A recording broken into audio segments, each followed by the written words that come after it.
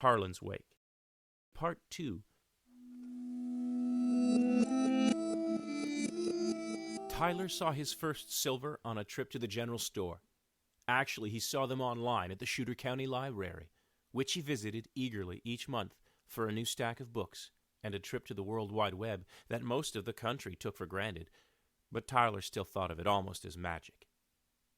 The arrival of aliens, ambassadors of another civilization, knocking on Earth's door as they passed on through, that the world invited to visit, and they obliged. Some saw them as saviors with their knowledge of science and the universe. Some saw their nature as monstrous, the appearance of some of their number hideous, and hid in fear. Tyler saw them as a billboard that the world had pointed just at him, and the message was clear. The whole world had just changed, and it was high time that his did too. Tom ran the small farm easily. As eldest son, the homestead was his birthright, and he wanted it. That made the choice easy for Tyler. Finally, at last, he joined the Army at City Hall that day. That split-second decision led him through a grueling basic training that taught him as much about himself and his abilities as it did the world that existed beyond Shooter County. He emerged from basic training at the top of his class, and just in time, to volunteer for the first United Nations detailed security for the Silvers. On his first furlough, Tyler had returned home, excited to tell his family of the place that he had made for himself in the world. Tyler watched his father toss the satellite phone he'd saved 6 months of salary to pay for into the flaming hearth. He couldn't move, couldn't speak. He was frozen, in complete terror at the anger which his father and brother had greeted him with. Harlan chewed on his pipe and watched the plastic casing of the phone crackle and warp. Then, as if seeing the pipe for the first time as the gift from his youngest son that it was, he turned and threw it into Tyler's face. Tyler jerked back from the pipe as if he'd been shoved. "You turned your back on us when you left. Now you serve these demons. You're damned, boy. You damned yourself in front of God." Tyler turned to his brother, who stood with his arms folded, refusing to meet Tyler's eyes. "Tom," he pleaded. Harlan Brown stormed across the room, grabbing Tyler's jaw with his massive hand. As if he were a child, Tyler whimpered and stumbled backwards where his father pushed him. "You turned your back on God to serve the demons," Harlan screamed, spearing Tyler with wild eyes as he continued to push his son back viciously. "You turned your back on your family." With a final shove, Harlan sent Tyler falling back through the screen door and onto his back on the porch. "Don't come here again. I don't know you, and I don't want to. As of now, before God, I have only one son." "Papa," Tyler sobbed, but Harlan silenced him with a kick to the stomach that sent him tumbling off the porch to land in dirt and pine needles. Tyler lay there sobbing until he heard the door open again. He looked back up to the house and saw Tom, silent, face pale, and his jaw clenched. Tom threw Tyler's Army-issued duffel bag at him. "You chose," he snarled down at his brother. Then he turned on his heel.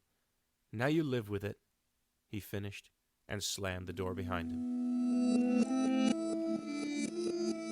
Tyler shook his head to clear it of the past.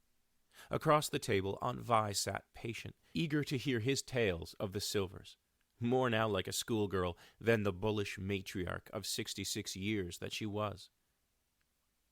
"The Silvers are smart," Tyler started. "All of them, not just some of them like with humans. Einstein's, all of them. They enjoy teaching and learning and tearing things apart. Conversations, too. They're big debaters." Tyler scratched at the stubble growing on his face. He wasn't too accustomed to it. He'd spent years shaving daily to pass muster, and he'd kept the habit up when he moved on to protecting the Silvers for the UN. I'm not saying this right. He struggled to put his impressions to words. "The Silvers have emotions, but it takes a lot to bring them out. You know what happened in New York? I watched my Silver stroll away from an attempt on his life, confident in my team's ability to protect him and serene as can be. But then, not 24 hours later, he was stripping down to his jockey shorts and playing volleyball with us on the beach just to see what it was like." Tyler chuckled at the image of the stoic alien, still and calm one moment and spitting out a mouthful of sand the next. He was going to miss working with them. You know what it is about them, Aunt Vi? I mean, once you're used to the idea that these guys are from out there, it's that they're so in tune with our world. I know it sounds corny, but these guys can act like babies that have never been screwed up by the world 1 minute, and then as wise as an immortal traveler of the galaxies the next. Blue maneuvered between the legs of Vida's chair, and she rubbed him behind the ears. What's his name, your Silver? Well, right now we have one that's just been hosted. Michael. After I wrestled down that nut with the steak in New York, he started to take to me. Put me on his personal detail around the clock. Leaning in, shifting her weight in the groaning chair, Vida listened. Blue reevaluated his position and inched back out from under the rickety chair. Those old ones sure are ugly, Ty. Face like a fried egg with the shell still mixed in. She put her hand to her forehead and closed her eyes. And them slimy tentacles. Oh, something straight out of the drive-in monster movies. Tyler nodded. There were few Silver on Earth still hosted by alien bodies. And a lot of people would breathe a sigh of relief when the last of the Silver's old host bodies finally gave out. And a lot of biologists would cheer and clear their schedules, along with their examination tables. Despite all the Silvers had taught mankind, there was still a vocal minority who would have loved to wipe them out. The newer generations of Silvers, hosted by human bodies, were doing a lot to counter the hysteria that Michael and his brood had ignited when they first arrived. I just hoped they'll get us past our fear in time, Tyler thought, feeling the outline of the fresh scar on his side, a reminder of his heroics in New York, and just how fragile the human psyche could be. You're still feeling that shine, ain't you? Tyler's aunt asked him, misinterpreting the half-grimace on his face. She leaned forward and patted his leg. Maybe you ought to take a nap and rest up for the fun tonight. Brown family wakes can take a toll. She stood and swept his mug from his hand, then smiled down. Ty, it sure is good to see you. Take some of the sting out of... The smile faltered, and Vida carried the cup over to the sink, silent. Harlan's face was twisted, frozen in mid-scream. Wet, ragged breathing was the only sign of life left in the comatose old man. Tyler pulled a chair from the corner and sat beside the bed, watching his father. Trembling fingers traced the outlines of his father's reading glasses and corncob pipe on the dresser. Once again, Tyler picked up the pipe, breathing in the smell of the wadding, remembering the Harlan Brown that used to be. Long before the Silvers helped him make up his mind, Tyler had spoken that mind to his father. He remembered Harlan's scowl as he tapped out that very pipe. He scratched that eternal gray stubble of his, fixing his son with a glare of displeasure. I can get you a job in a mill with your brother, Tyke. Why the hell did you want to get mixed up with the army? Pacing at the foot of the porch and looking up at his father, Tyler forced himself not to say, because I hate it here, and stuttered through the list. Better pay, university education, chance to travel. The only way out of the hills for a poor man. Not like his brother Tom, content to work double shifts at the mill and work the farm just to get by. Harlan unclenched his jaw long enough to jab at his son with the stalk of that pipe. Horse shit! You don't need to pick up a gun to prove you're a man.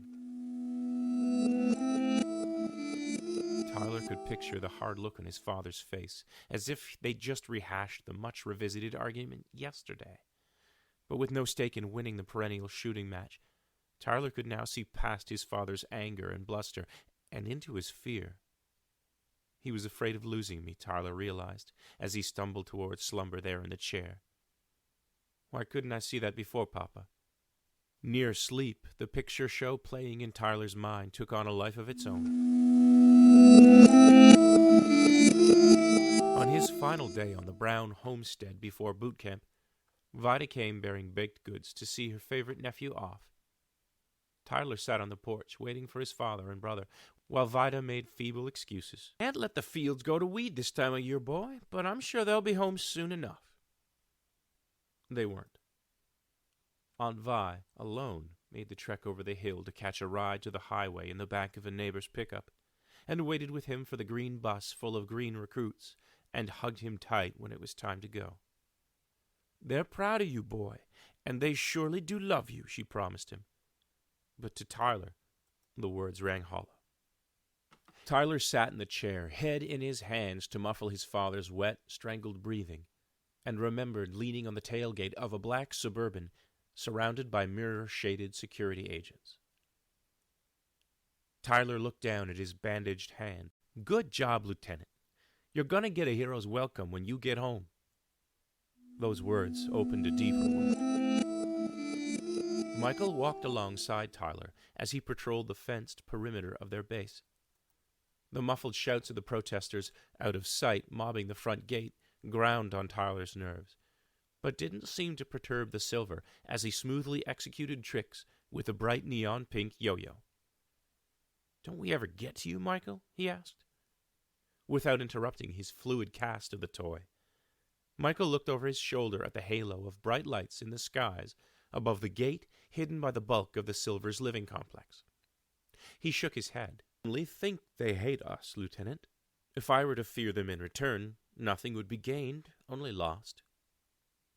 Michael's eerie, monotone voice carried sureness, as if Tyler had asked him the time of day, or to recount what he'd eaten for lunch. "They can't admit to themselves the truth, so they hide in the hate." Tyler thought about it and shrugged. He knew from way back, most people willing to throw a brick weren't long on thinking. So what's this truth they can't admit? Michael's eyes swam with silver as they met Tyler's. How frightened they are. How powerless they feel. Tyler accepted the role of student in good humor. He was used to it now. Still, there must be days you want to whistle for one of your city ships to come and pull you out of this zoo planet. Michael laughed then, a genuine, ringing sound, even as he reverently tucked the top of the yo-yo string carefully between its wooden halves and deposited it in a jacket pocket. There will always be hate, based on color, choice of religious comforts, choice of fetish. I am no more feared or hated than any other variation of human shell. It's the chore of the hated to dispel the fear they conjure. Sitting at his father's deathbed, Tyler's heart ached, finally feeling the distance Harlan put between himself and his son for what it was. Blue's bark stirred Tyler. Then thunder from the muzzle of a gun propelled him from his chair and out the door, down the hall, through the kitchen, and off the porch. The yard was an angry tableau lit by firelight and torches. The Brown family and extended clan and friends were whispering statues around the fire, watching two very large men standing between the fallen man and a third stranger. The wake had started without Tyler. He made his way through the crowd cautiously, his eyes struggling to decipher the identities of the men by the poor light of the fire. On one side of the flames were two big men, very big, one wielding a knife and the other a pitchfork. Across from them, another man walked slowly backwards, away from the crowd, his face too far from the flames to be made out. His two assailants followed, cursing and goading. Tyler eased past Uncle Hugh and one of his nephews, leaning beside the fallen man. Blue growled fiercely as Tyler neared the man's side. He was another big man, tall of frame, but all gone to fat. Tyler recognized the middle of the Chase boys who had recently burned themselves out of their home. Byron, that was him, the man on the ground. "What's going on here?" Tyler roared, his command voice clear and strong. The nearest Chase boy, Charlie, flicked his head from his intended victim and back to Tyler. He giggled nervously, jowls shaking. Well, if it isn't the little stooge come home at last. He remembered the man to be a vicious bully to whomever got in his way. The giggle wasn't Charlie's usual taunt of sadistic pleasure, though. It bordered on terrified, and it was all the bully could do to keep his nerve. Tyler could see it, pointing the knife he wielded meaningfully in Tyler's direction now. "It wanted Byron! It wanted Adam!" squeaked the youngest Chase boy, Frankie. Tyler saw he held the fork across himself, more for protection than attack, and he flicked his gaze back to Charlie, the immediate concern. "It's my father's wake, Charlie," Tyler said reasonably. "This isn't the place to settle old grudges. Put the knife away." "Shut up!" Charlie laughed hysterically. Just shut up now. You shut up. You're the one what brought that thing here. Maybe you're trying to get your monster a nice new home in old Harlan. I don't know." Tyler's eyes shifted over to track the shape across the flames, which lifted its hand in greeting, light shimmering on its skin. Frankie squealed in terror at the sudden movement and charged, pitchfork now raised for a killing blow. Time slowed, and the identity of the third man dawned on Tyler. Michael. Too far away to intercept, Tyler watched Frankie charge the alien Silver, thrusting the pitchfork forward. A kind smile played on the Silver's lips as his small frame twisted to the side. Quick hands deflected the tines of the pitchfork, then wrenched the weapon from the corpulent hillbilly's grip. Off balance, Frankie kept coming, and with amazing speed, the smaller man moved out of the lunge, turned Frankie's speed and weight against him, and flipped him to the ground on his back. Charlie screamed, the last of his control broken, and he lunged to help his brother. Tyler reached him in 2 leaping steps and twisted his knife wrist backwards. Charlie yelped as the knife fell from his useless hand. He pushed his forearm into Tyler's chest, knocking the wind from him. Foolishly, not used to a thinking opponent, the enraged Charlie pushed the attack. Tyler pulled the leading arm around until it was behind his back and pushed it painfully up into Charlie's shoulder blade. Without incident, Tyler forced the much larger man to his knees. Any struggling caused shrieks of pain, and soon Charlie fell silent, his backside falling on his ankles in submission, looking up at Tyler as if he too were from another world.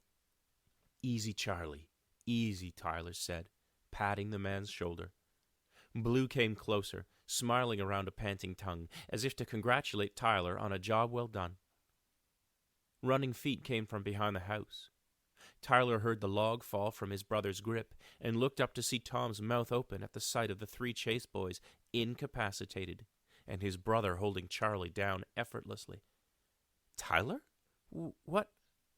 Michael walked slowly to Tyler's side, executing a half-bow to Tyler himself, then another directed in respect to the entire Brown clan. Small flecks of silver on Michael's cheek and throat glinted in the firelight as he spoke and smiled. "I apologize for having been the cause of this display, ladies and gentlemen." He smiled down to Tyler much less formally. "Thanks for your timely assistance, as always, Lieutenant." Tyler let go of Charlie, who sunk to the ground, hid his eyes, and moaned. Large gouts of silver oozed over the holes in Michael's shoulder, weaving in and out of the torn flesh like wriggling worms.